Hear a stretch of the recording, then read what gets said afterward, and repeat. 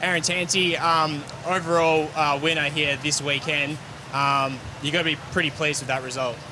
Yeah, I can't be not happy with that. It's the best you can do when you come to a round.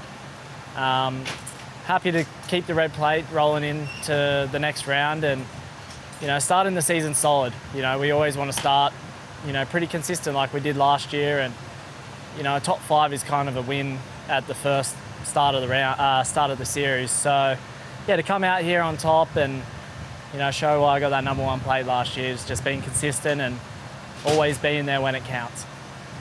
Obviously, yeah, you guys didn't get to race at the last round, round 1. So really, this is your first race outing with the number 1 plate. How did that feel? Yeah, look, it felt really good.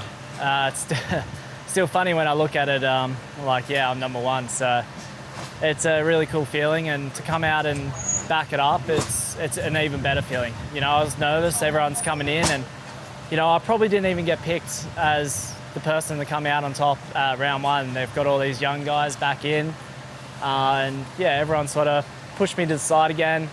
There was only a couple of people that said, yeah, you can't go past the number 1, so shout out to them guys. But yeah, it feels good.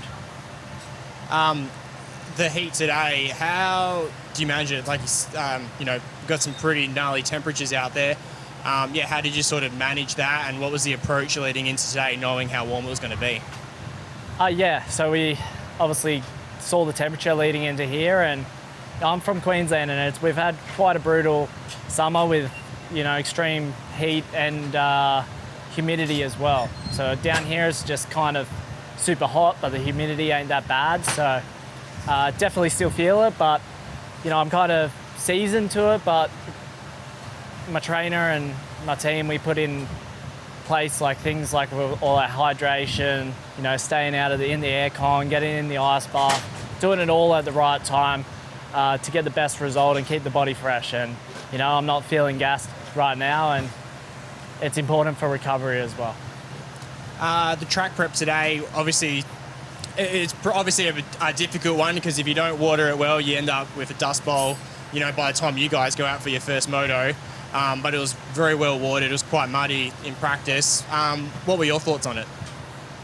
Yeah, look, you're right. It is a hard one. The track crew probably know what they have to do in these conditions, and yeah, it was definitely difficult to race in the first one and stuff like that.